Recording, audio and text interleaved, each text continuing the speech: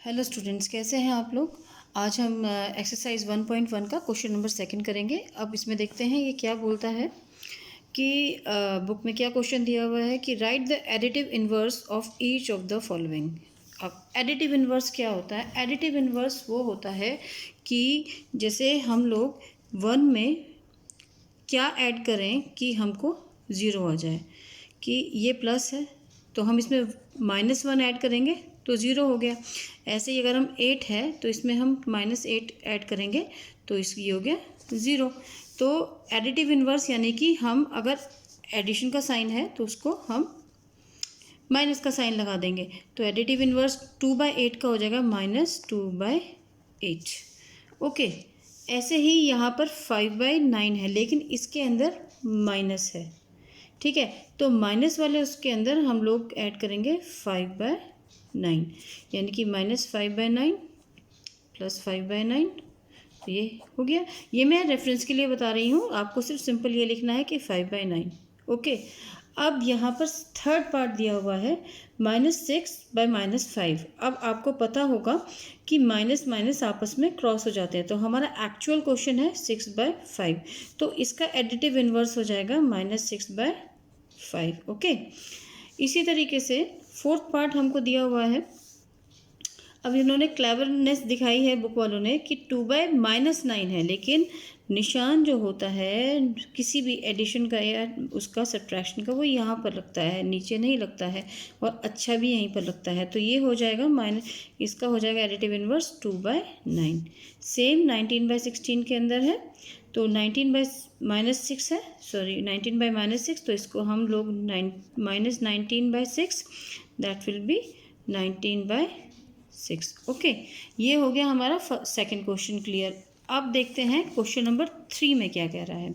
देखिए यहाँ पर लिखा हुआ है कि verify minus bracket -x will be equals to x, और हमें यहाँ पर फर्स्ट पार्ट में x की वैल्यू दे रखी है। तो हमको करना क्या है, इसमें थोड़ा सा कन्फ्यूजन है, इस मतलब क्रिएट किया हुआ है इसमें कि ये बच्चा कैसे करेगा कि -x into -x equals to -x equals to x। तो अब ये देखिए x के इक्वल्स टू जैसे -11/5 15 इक्वल्स टू x। ठीक है, अब माइनस माइनस हो गए प्लस, तो हम लोगों का आ गया 11/15 इक्वल्स टू x। तो वेरीफाई हो गया हम लोगों का ये हम लोगों का हैंस वेरीफाइड। तो ये हम लोग वेरीफाई कर दिया, बहुत इजी है ये।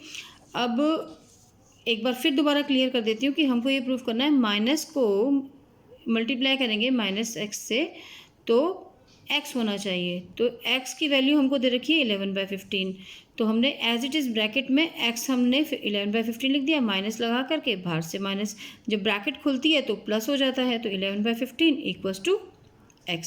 तो इसको वेरीफाई हो गया। अब नेक्स्ट पार्ट देखते हैं इसका।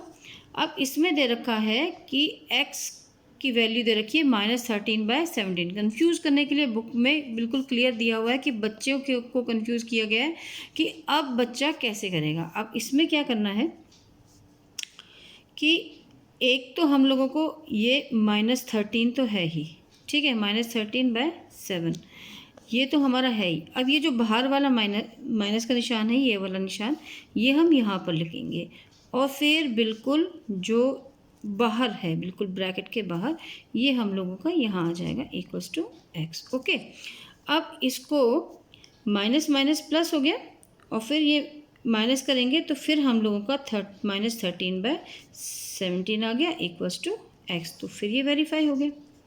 ठीक है ना, हमको यही तो वेरीफाई करना है कि x की वैल्यू -13 है, तो और इस तरीके से वेरीफाई करना है हमको कि अगर ये ऐसे है तो x इक्वल्स टू x है या नहीं है, ये वेरीफाई करना है। तो ये हम लोगों का वेरीफाई हो गया।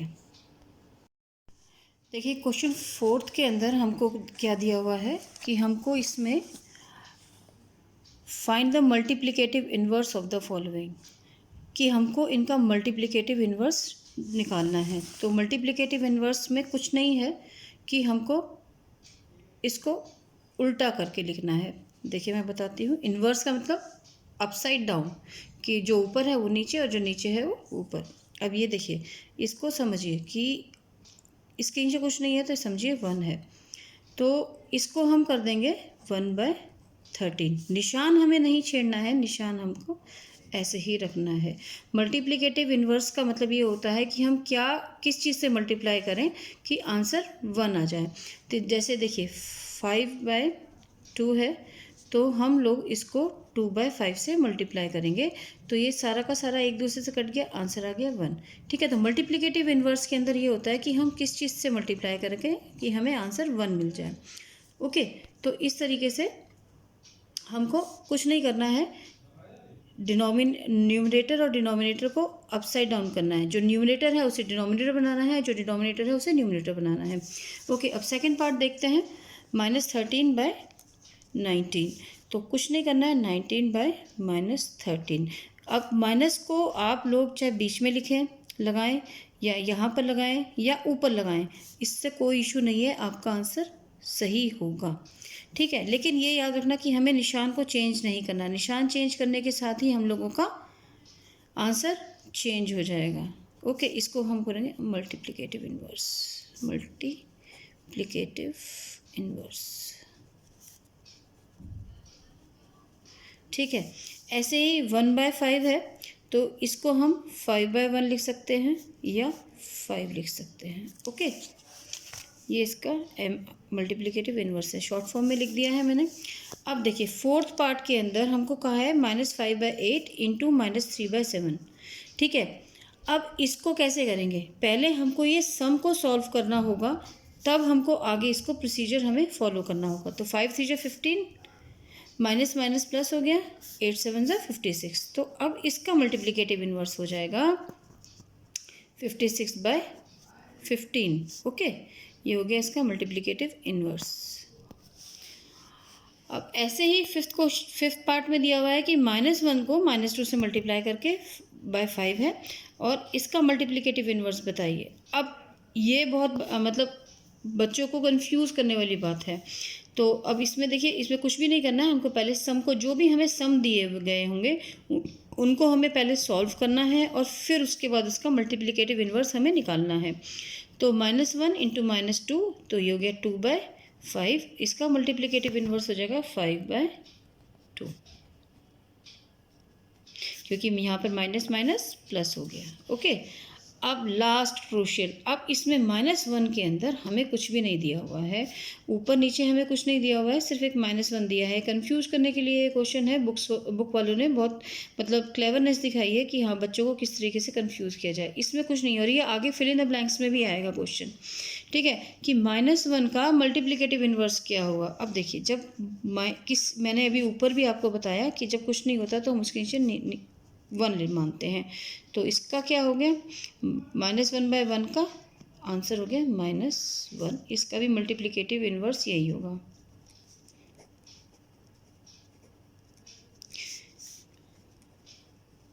और देखिए 1 का भी मैं यहाँ पर बता देती हूँ, 1 का मल्टीप्लिकेटिव इन्वर्स जो होगा वो भी 1 ही होगा। ठीक है, -1 का मल्टीप्लिकेटिव इन्वर्स -1, और 1 का इन्वर्स मल्टीप्लिकेटिव इन्वर्स भी 1 होगा। ओके, ये आगे फिल इन द ब्लैंक्स के अंदर भी क्वेश्चन पूछा जा सकता है, फिलअप्स में भी।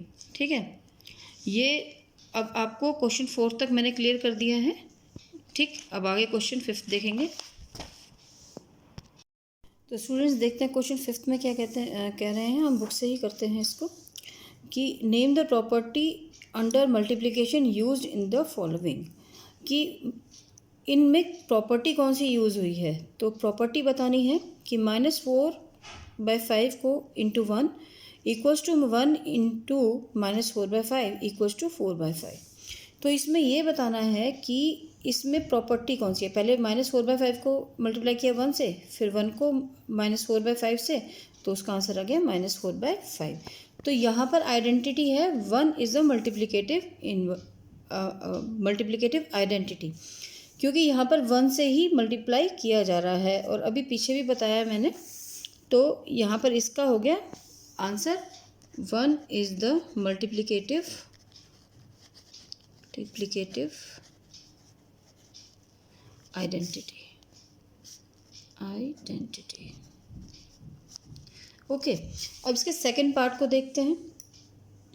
सेकंड पार्ट में -13/17 इंटू -2/7 इक्वल्स टू -2/7 इंटू -13/17। अभी मैंने आपको पीछे क्वेश्चन फर्स्ट के अंदर बताया था कि कम्यूटेटिव प्रॉपर्टी के अंदर कि सेकंड में कम्यूटेटिव प्रॉपर्टी के अंदर हम a प्लस बी लिखें या b प्लस ए लिखें, यानी कि अगर हम 2+1 लिखते हैं या 1+2 लिखते हैं तो उसका एंड रिजल्ट पर कोई असर नहीं होता। ठीक है, इसी तरीके यहाँ पर इन्होंने यही किया है कि बस ऑर्डर को चेंज किया है। ये एडिशन में और मल्टीप्लिकेशन दोनों में इसमें एंड रिजल्ट में फ़र्क नहीं पड़ेगा। बच्चों याद रखिएगा कि मल्टीप्लिकेशन और एडिशन में ही जब हम ऑर्डर को चेंज कर देते हैं तो उसमें कोई फ़र्क नहीं पड़ता। तो यहाँ पर हम लिखेंगे कम्यूटेटिव प्रॉपर्टी,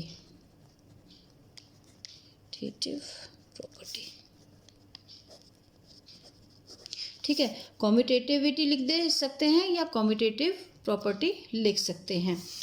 अब यहाँ पर हमको बोला है थर्ड पार्ट के अंदर कि -19/29 इंटू 29/-19 इक्वल्स टू 1। अभी बताया मैंने पीछे जस्ट लास्ट इसमें फोर्थ क्वेश्चन के अंदर कि इसमें था कि इन्वर्स प्रोपोर्शन है, मल्टीप्लिकेटिव इन्वर्स है। तो यहाँ पर मल्टीप्लिकेटिव इन्वर्स में हम किस चीज़ से मल्टीप्लाई करें कि हमें आंसर 1 मिल जाए। तो यहाँ पर इन्होंने ये किया हुआ है, तो ये मल्टीप्लिकेटिव इन्वर्स है। यहाँ पर थर्ड में आ जाएगा हम लोगों का मल्टीप्लिकेटिव इन्वर्स, ठीक है। मल्टीप्लिकेटिव इन्वर्स आ गया यहाँ पर। ओके, अब 6th क्वेश्चन देखते हैं। 6th क्वेश्चन में क्या बोल रहे हैं कि multiply 6/13 by the reciprocal of -7/16, यानी कि 6/13 को इसके रेसिप्रोकल यानी कि मल्टीप्लिकेटिव इन्वर्स से ही मल्टीप्लाई करना है। रेसिप्रोकल को मल्टीप्लिकेटिव इन्वर्स बोलते हैं या मल्टीप्लिकेटिव इन्वर्स को रेसिप्रोकल भी कहा जाता है। तो हमको पहले ये करना है कि 6/13 इंटू 16/-7, ठीक है। अब इसको हमें मल्टीप्लाई करना है। 16 6 96 हो गया और 13 7 91 होता है। अभी मैंने आपको बताया कि एक माइनस होता है तो वो ऊपर ही अच्छा लगता है, तो हम ऊपर लगा देंगे तो ये इसका आंसर हो गया, सिंपल। ठीक, ये 6th क्वेश्चन है, क्वेश्चन नंबर 6, ठीक है। देखते हैं क्वेश्चन 7 में क्या कहा है कि tell what property allows you to compute 1/3 into 6 into 4/3 as 1/3 into 6 into 4/3। कि हमको बोला है कि 1/3 इंटू ब्रैकेट में पहले इन्होंने ले लिया 6 इंटू 4/3, फिर बाद में इन्होंने किया है कि 1/3 इंटू 6 ले लिया, ये दोनों अंदर कर दिए और इसको 4/3 को इन्होंने बाहर कर दिया। अब यहाँ पर साथी बना दिए हैं, इसमें इसको साथ ये साथ हैं और यहाँ पर ये साथ हैं। तो यहाँ पर जब साथी चेंज होते हैं, एसोसिएट्स चेंज होते हैं, तो यहाँ पर आती है एसोसिएटिव प्रॉपर्टी। हमको सिर्फ ये बताना है कि प्रॉपर्टी कौन सी यूज़ हो रही है। तो हम यहाँ पर लिखेंगे एसोसिएटिव प्रॉपर्टी, ओके। अब क्वेश्चन 8 में देखते हैं। क्वेश्चन 8 के अंदर है कि is 8/9 the multiplicative inverse of -1/8, why और वाई नॉट, ठीक है। अब मल्टीप्लिकेटिव इन्वर्स मैंने अभी आप लोगों को बताया कि मल्टीप्लिकेटिव इन्वर्स में जो प्रोडक्ट होता है वो हमेशा 1 होता है, ठीक है। 1 ही होता है, ना तो माइनस होता है ना -1 नहीं होता। और मल्टीप्लिकेटिव इन्वर्स का आंसर हमेशा 1 में आता है, -1 नहीं आएगा। अब इसको हम सॉल्व करके देखते हैं कि हमको बोला है कि 8/9 इंटू -1 1/8, ठीक है। पहले हम ये जो मिक्स फ्रैक्शन है इसको हम सॉल्व करेंगे। 8/9 इंटू 8 1 8 और ये ऐड हो जाएगा, ये 1, तो ये हो जाएगा माइनस में 9/8। 8 से 8 गया 1 पर और 9 से 9 जाएंगे, लेकिन यहाँ पर माइनस है तो -1, तो यहाँ पर आ गया -1 इसका आंसर। तो अब इसमें हमें रीज़न देना है, क्योंकि इन्होंने बोला है कि y और y नॉट। तो 8/9 is not the multiplicative inverse of -1 1/8 because the product is -1। बस हमें इतना लिखना है, इसके बाद हमें नहीं लिखना। ओके, क्वेश्चन नंबर 9 में देखते हैं। क्वेश्चन नंबर 9 में is 0.3 the multiplicative inverse of 3 1/3 y और y नॉट। ठीक है, अब इसमें हमको दिया है कि हमको 0.3 को मल्टीप्लाई करना है 3 1/3 से। ठीक है, अब इसका हमें देखना है। अब ये हमारे पास डेसिमल है, तो हम लोग इसको 3/10 लिखेंगे। कि ये भी आपको पता होगा कि डेसिमल के बाद जितने डिजिट होते हैं उतना ही 1 के साथ 0 डिनोमिनेटर के अंदर लगा देते हैं, तो हम लोगों का ऊपर से डेसिमल हम लोगों का गायब हो जाता है। तो इसको करते हैं 3 3 9 और प्लस में 1 10/3। 10 से 10 गया 1 पर, 3 से 3 गया 1 पर, तो इसका आंसर आ गया 1। तो यस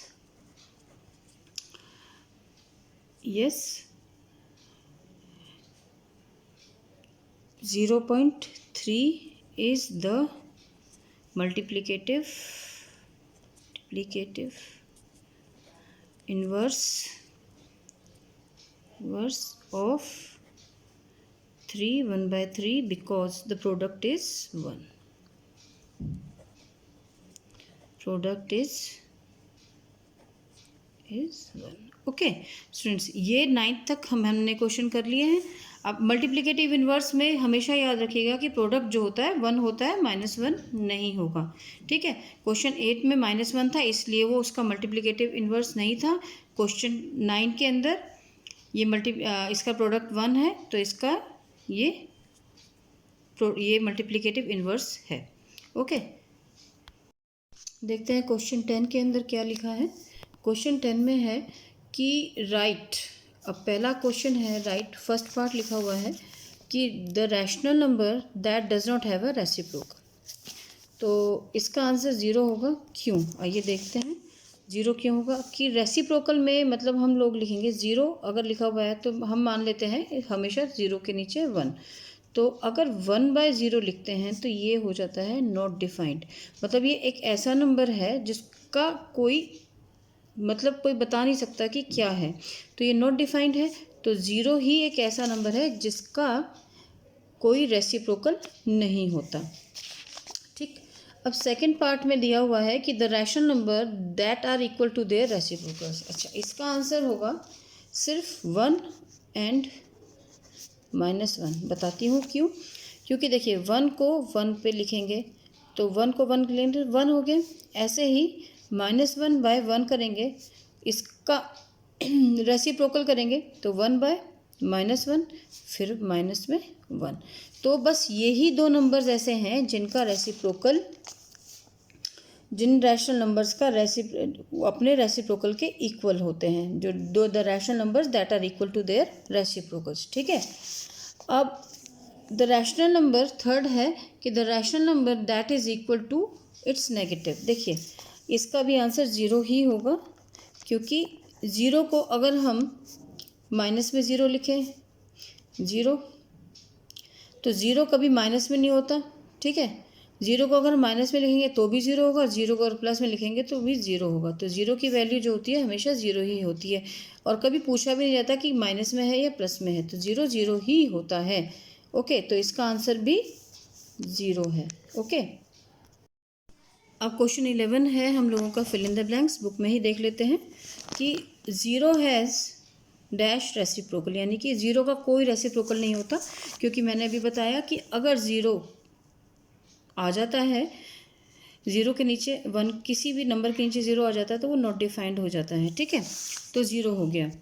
अब दूसरा है कि the numbers dash and dash are their own reciprocal, यानी कि अभी मैंने बताया 1 एंड -1 इनका ही ये अपने इक्वल होते हैं रेसिप्रोकल्स के।